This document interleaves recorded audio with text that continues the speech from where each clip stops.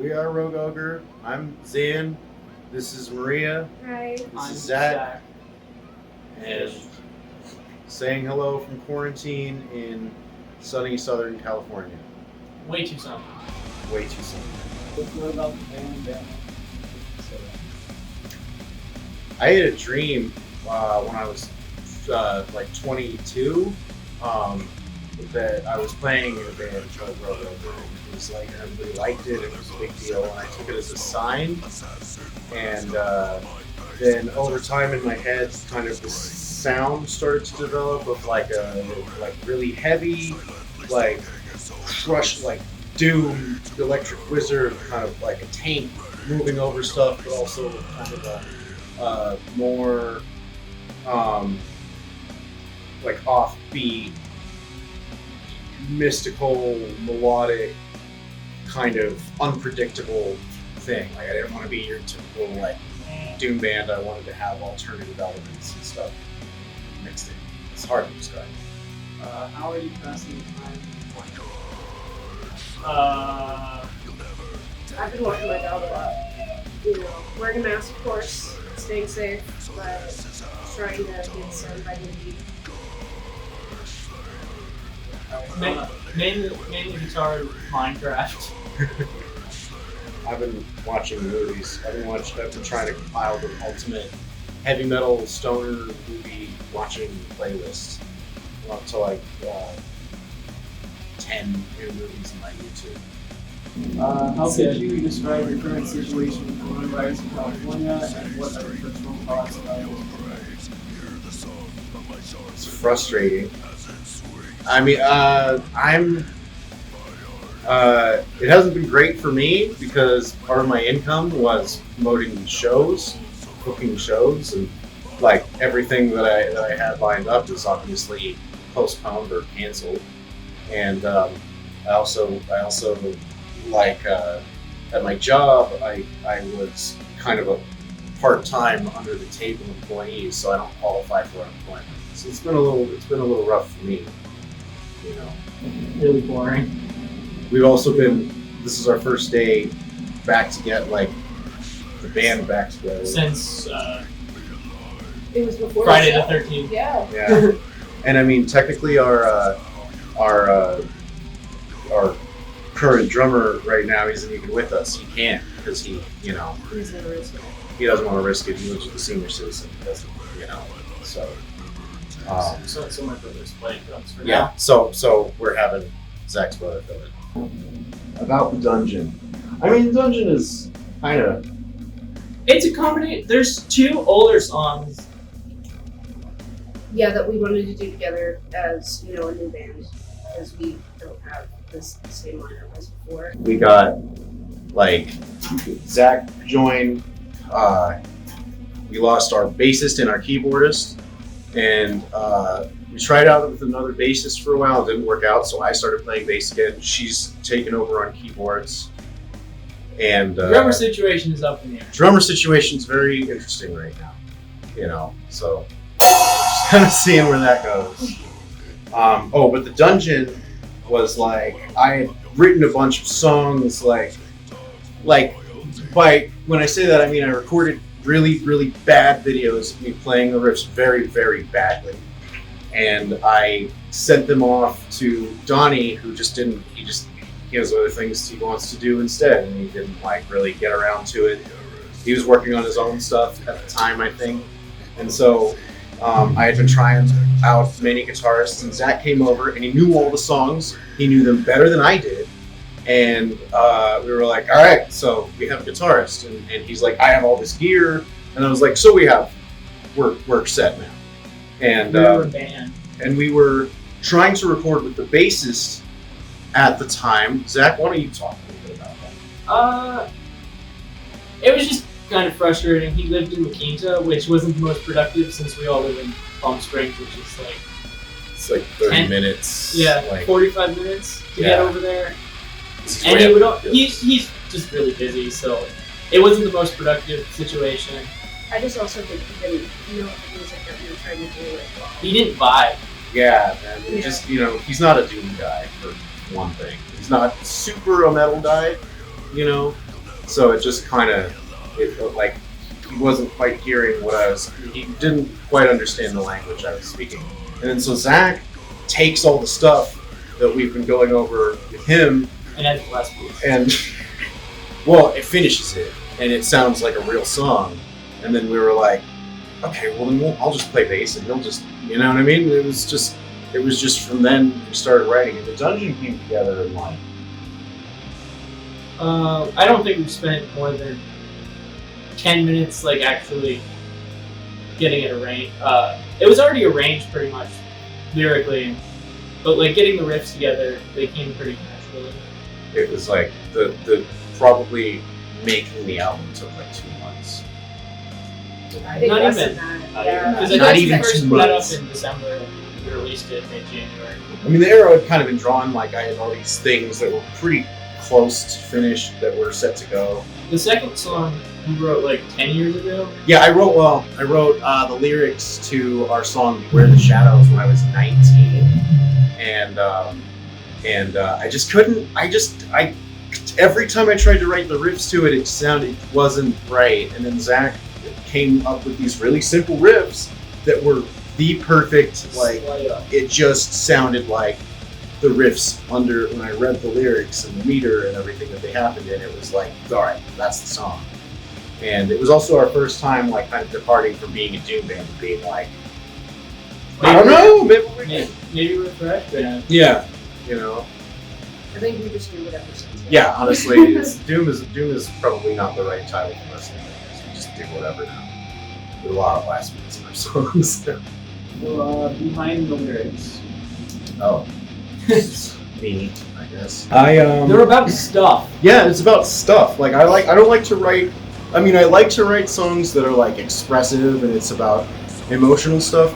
But I'll usually take some idea and then dress it up as some sort of high concept thing, like a mummy or like a devil or like a plague or something like that. And usually there's something in there that was me saying something about myself. Kind of, it's like buried way underneath like what the song is sort of on the surface about, which is like On Swift Wings is about the curse of Tutankhamun, and Where the Shadows is about ninja assassin. And Quality film. yeah, Cinema. high art. Reptilicus is about an old Godzilla ripoff from Denmark that Mystery Science Theater made fun of. Which is Oh, we haven't Paladin written that. Hasn't come out yet. Paladin- Paladin Crusher, yeah, that's a good example. Paladin Crusher, I take a lot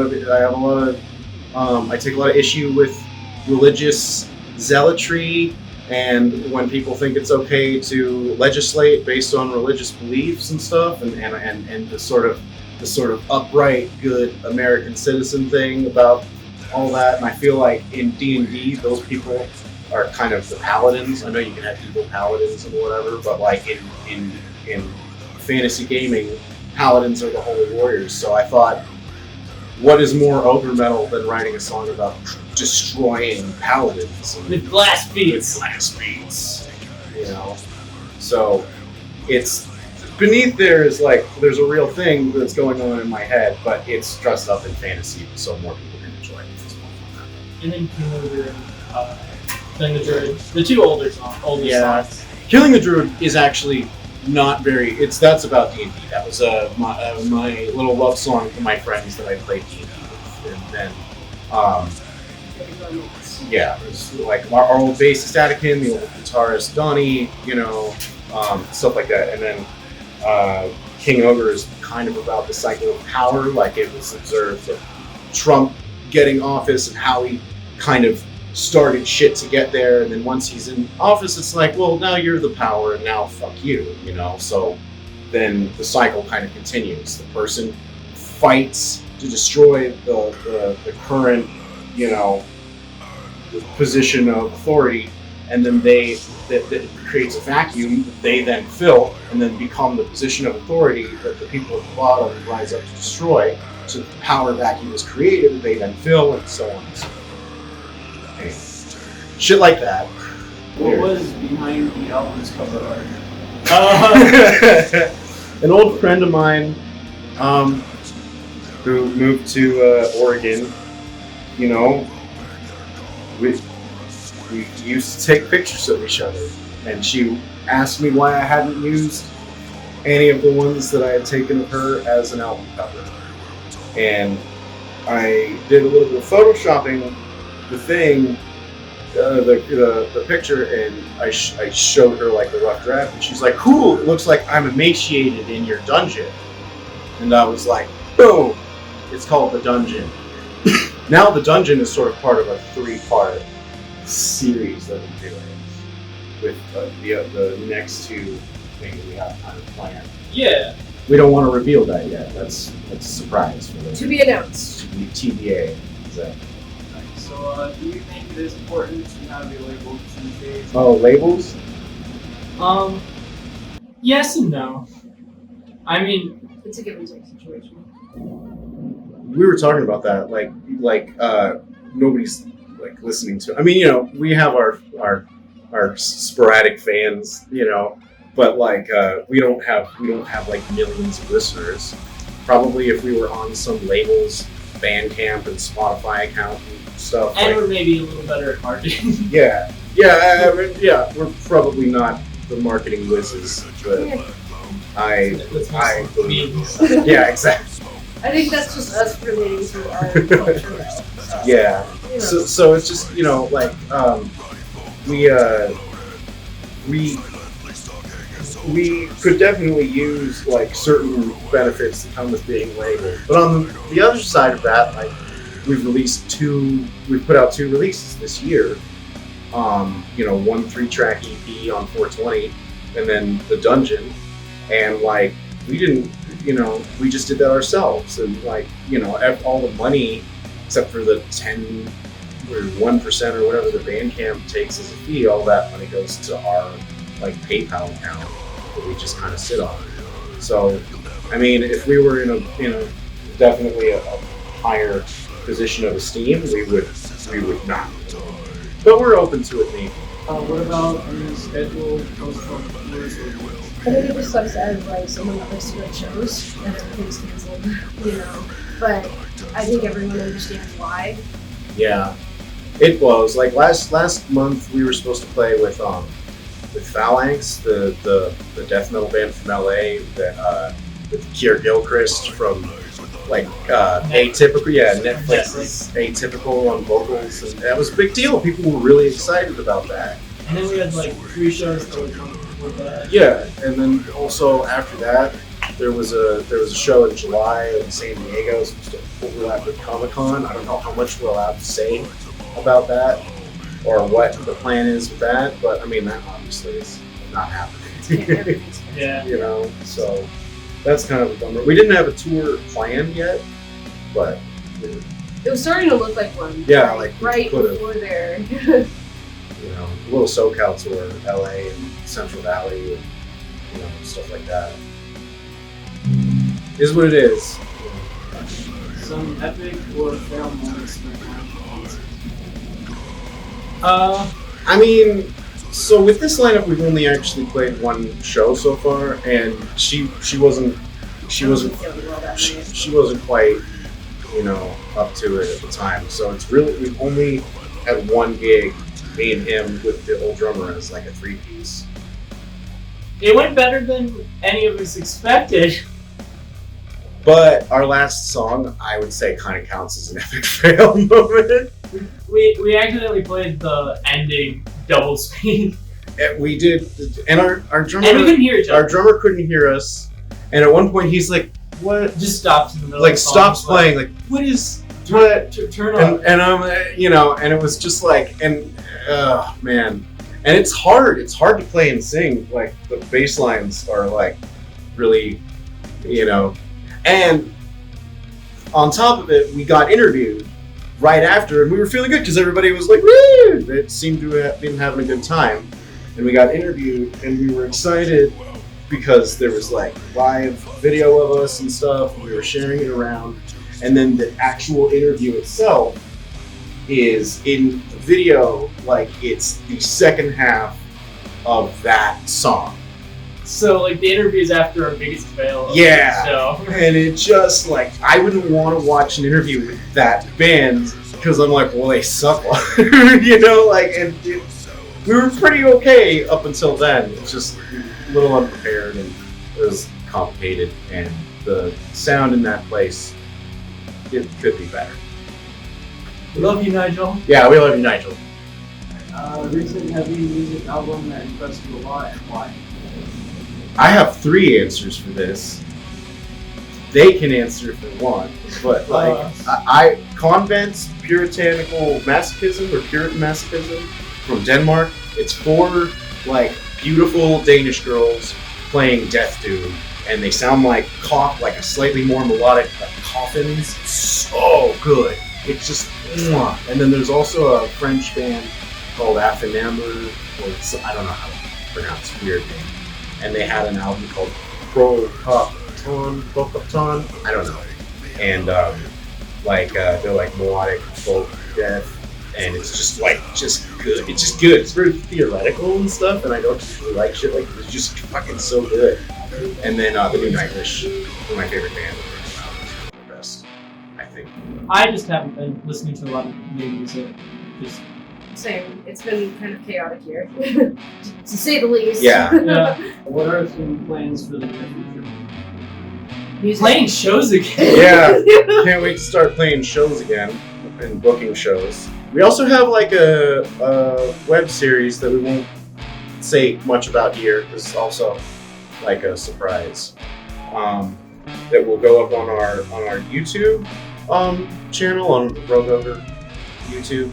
Subscribe to that, please. Subscribe to that. I think it's just Rogue Ogre, but I don't remember. We'll use the account to comment the actual URL on this video when it goes up on Antichrist. Oh, also, like and follow us on Instagram and Facebook. Yes. For plugging our Social media socials. stuff. Hashtag ad. Yeah. Sponsor us. Especially.